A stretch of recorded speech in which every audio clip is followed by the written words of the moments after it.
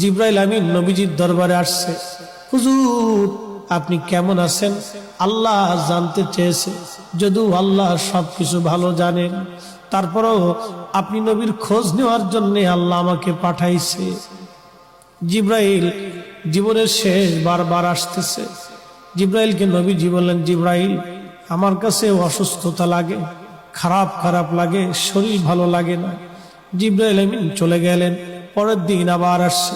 হুজুর আল্লাহ জানেন, তারপরেও খোঁজ নিতে পাঠাইছে, কেমন আছেন গো নবীজি? নবী বললেন, জিবরাইল আমি অসুস্থ। আবার চলে গেলেন জিবরাইল। পরের দিন আবার আসছে। আবার এসে খোঁজ নিয়ে বললেন, হুজুর আপনি কেমন আছেন? নবীজি বললেন, জিবরাইল অসুস্থ আমি। জিবরাইল আবার চলে গেলেন। চতুর্থ দিনের মাথায় জিবরাইল আসছে। একা আসে নাই রে, মালাকুল মউতকে সঙ্গে করে নিয়ে আসছে। আহা, আমাদের কাছে মালাকুল মউত আসবে, জিজ্ঞাসা করে আসবে না, কিন্তু নবীর দরবারে মালাকুল মউত আসছে। এসে নবীজিকে সালাম দিলেন। হুজুর অনুমতি দিলে ভিতরে আসবো। নবীজি অনুমতি দিলেন। আল্লাহ জিবরাইল এবং মালাকুল মউত দুইজন নবীজির ঘর মোবারকে তশরিফ রাখলেন। পৃথিবীর একটাই ঘর, যে ঘরে ঢোকার আগে জিবরাইল আজরাইল অনুমতি চায়, তিনি রাহমাতুল লিল আলামিনের ঘর। জোরে জোরে বলা যাবে আল্লাহু আকবার। এই সুপ্রিম পাওয়ার আর কারো নসিবে হবে না, আল্লাহ আমার নবীকে দিয়েছিলেন। জিবরাইল আমিন আজরাইল নবীজিকে সালাম দিয়ে বলেন, হুজুর আল্লাহর পক্ষ থেকে আমি আজরাইলের উপরে নির্দেশ, আপনি যদি চান আমি জান কবজ করব, যদি না চান যতদিন ইচ্ছা আপনি পৃথিবীতে উম্মতের মধ্যে থাকবেন গো নবীজি।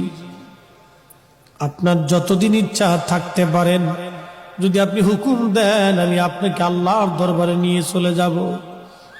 আল্লাহ আমাকে এই হুকুম প্রদান করে আপনি নবীর কাছে পাঠাইছে। ইয়া নবী আল্লাহ, অনুমতি যদি দেন, আপনার যেইভাবে অনুমতি হবে আমার হুকুম সেইভাবেই হয়েছে। হুজুর পৃথিবীতে এইভাবে কারো, আপনি নবীর আগে কারো অনুমতি হয় নাই, আপনি নবীর পরে এইভাবে কাউকে বলাও হবে না। ও নবীজি অনুমতি যদি দেন জান কবজ করব, যদি না দেন যতদিন মন চায় আপনি ততদিন পৃথিবীতে থাকবেন। তার মানে পৃথিবীর হায়াত নবীর ইচ্ছার উপরে নির্ভরশীল। কাজটা বললেন কেন? আরো জোরে বলেন। নবী আমার জিবরাইলের দিকে তাকায় বলেন, ভাই জিবরাইল হুকুম কে এরকম? জিবরাইল বলে, হুজুর এইভাবেই তো হুকুম হইছে, আপনি যদি চান যতদিন মন চায় থাকতে পারবেন, চলে যেতে চাইলেও নিয়ে যাওয়া হবে। তবে নবীজি আপনার মাশউক আল্লাহ আপনার দিদারে আগ্রহী হয়ে আছে। আহা হা হা হা, এ জোরে বলা যাবে কি আর রাসূলুল্লাহ? আহা হা, নবীজি কেঁদে ফেললেন। আজরাইল রে আর দেরি কইরো না, পৃথিবীতে আমি আর থাকবো না, আমি আমার মালিকের দিদারে চলে যেতে চাই, আর আমি থাকবো না, মালিকের দিদারে চলে যেতে চাই। আজরাইল আলাইহিস সালাম খুব সতর্কতার সাথে নবীজির বক্ষ মোবারকের উপরে হাত রাখলেন। বুঝতেছেনই তো মরণ বড় কঠিন, বিরাট বড় কঠিন। যখন হাত রাখছে আল্লাহ নবীজির কষ্ট হচ্ছিল। নবীজি ডেকে বলেন, আজরাইল রে আমার তো কষ্ট হয়।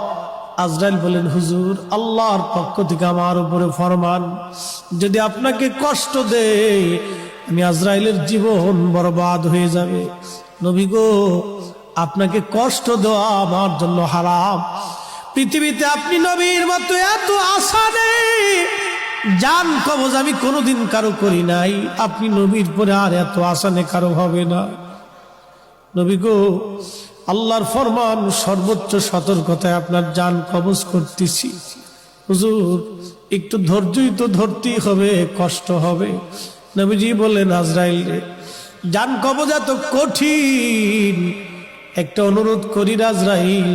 বলেন, ইয়া নবী আল্লাহ, আমার উম্মত তো বড় গুনাহগার, আমার উম্মতের জান কবজের সময় আজরাইল আমার উম্মত রে তুমি কষ্ট দিও না।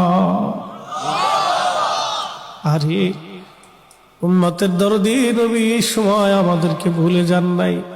আমরা উম্মত হয়ে নবী ভুলে গেছি, আমরা উম্মত হয়ে নবী ভুলে গেছি, উম্মত হয়ে নবী ভুলে গেছি। এই সময় নবী আমাদেরকে ভুলে নাই, আমরা উম্মত হয়ে নবী ভুলছি। হায়রে কপাল পোড়া, উম্মত হয়ে নবী ভুলছি। বদনসিব, আমাদের বদনসিব, কপাল বড়ই মন্দ। কি হবে রে আমাদের এই কঠিন মেহশরে, কি হবে রে আমাদের কবরের জিন্দেগিতে, কি হবে রে কঠিন মৌতে। উপায় কি, উপায় কি, আমাদের উপায় কি? নবী ভুলে গেছি। আল্লাহর নবী কেঁদে ফেললেন, আজরাইল আমার উম্মতের জান কবজের সময় তুমি আমার উম্মতকে কষ্ট দিও না। আজরাইল বলেন, ইয়া নবী আল্লাহ, নবী গো, আপনার উম্মতের জন্য একটা সুসংবাদ আছে। যদি আপনার উম্মত নেককার হয়, আপনার উম্মত যদি আমলে সালেহ করে, ভালো আমল করে, হুজুর একটা মার কোলের মধ্যে বাচ্চা যেইভাবে দুগ্ধ পান করতে করতে ঘুমায়া ঘুমায়া পড়ে, একটা মায়ের কোলের মধ্যে একটা বাচ্চা দুগ্ধ পান করতে করতে যেইভাবে ঘুমায় পড়ে, নবী গো, আপনার উম্মত নেককার হলে তার মরণটা এরকম হবে, মায়ের কোলের মধ্যে ঘুমাইবে, টের পাইবে না। আহা, চিৎকার মেরে বলা যাবে কে মারহাবা।